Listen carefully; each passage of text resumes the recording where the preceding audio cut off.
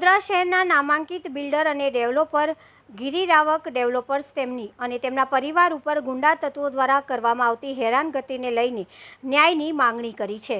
વડોદરા શહેરમાં ફરી એક વખત ગુંડા તત્વોનો આતંક સામે આવ્યો છે। ગુંડા તત્વોના આતંકથી કંટાળી ઉઠેલા શહેરના એક નામાંકિત બિલ્ડરે પત્રકાર પરિષદ યોજી વધુ માહિતી આપી હતી।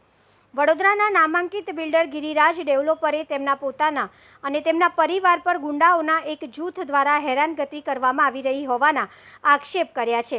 તેમજ મોટી ફરિયાદો દાખલ કરી અને ફ્લેટ માલિકોને ઉશ્કેરવા સહિતની હેરાનગતિના કારણે પારિવારિક જીવનમાં અત્યંત તણાવ અને અંગત નુકસાન પણ થયું છે।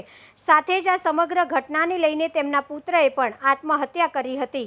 ત્યારે બિલ્ડરે પોતાનું નામ સાફ કરવા, કંપનીની પ્રતિષ્ઠા પુનઃસ્થાપિત કરવા અને સૌથી અગત્યનું તેમના પુત્રના દુઃખદ મૃત્યુ અને હેરાનગતિ માટે જવાબદાર લોકોને ન્યાયના કઠેરામાં લાવવાની માંગણી કરી હતી।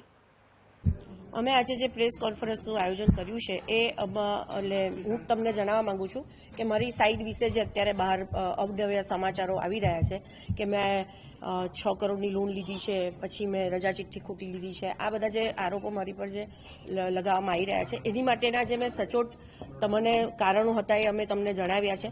એની માટે આજે મેં તમારી જોડે અહીંયા આગળ પ્રેસ કોન્ફરન્સનું આયોજન કર્યું હતું।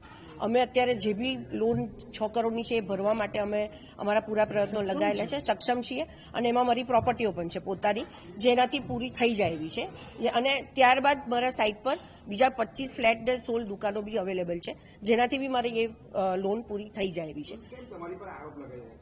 એમાં જે અમુક 5-6 તત્વો છે એ મારી પાછળ પડેલા છે છેલ્લા 1.5 વર્ષથી, જેમાં સંકેત શાહ છે જેના ફાધર વ્યાજનો ધંધો કરે છે અને એને મારી પાસે જવાહરનગર પોલીસ સ્ટેશનમાં મારી પર ફરિયાદ દાખલ કરાઈ, એને દુકાન લીધી, ખોટા દુકાનના ડોક્યુમેન્ટ એને પોતે કરીને લોન લીધી અને મને કહે છે કે મેં આ લોન લીધી નથી, જે એના પુરાવા મારી પાસે છે, હું આપ કહેશો તો રજૂ કરીશ।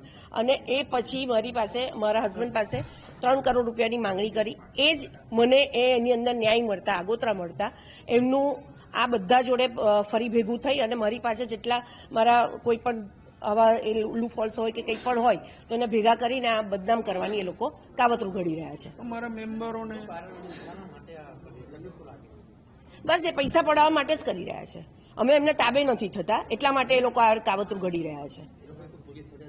મેં બધા ઉપર પોલીસ ફરિયાદ કરેલી છે, મેં વ્યાજની બી ફરિયાદ કરેલી છે, મેં એ લોકો જે મારી પાસે 5 કરોડ રૂપિયા માંગ્યા છે તેની બી ફરિયાદ કરેલી છે। ફરિયાદ અહીં નથી કરી, સીએમ ઓનલાઈન સુધી કરેલી છે, સચિવાલય સુધી કરેલી છે, બધી જગ્યાએ ફરિયાદ કરી છે।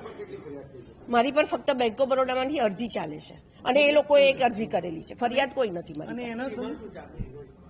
અમારી ડિમાન્ડ એટલું છે કે અમારું જે સચોટ છે એ જ તમે બહાર લાવો, અમારે બીજું કંઈ જોઈતું નથી। અમારે જે પૈસા ભરવાના છે, અમારે જે મેમ્બરોને સેટિસ્ફેક્શન આપવાનું છે એ અમે આપીશું જ। અમે કોઈના ઘર જવા નહીં દઈએ, અમારા ઘર જશે તો એ લોકોના ઘર જશે એવું અમે કોઈ ઈચ્છીએ નહીં। અમે લોકોને ઘર વારા કર્યા છીએ। મારું નામ મૃણાલિની ચિરાગ શાહ છે।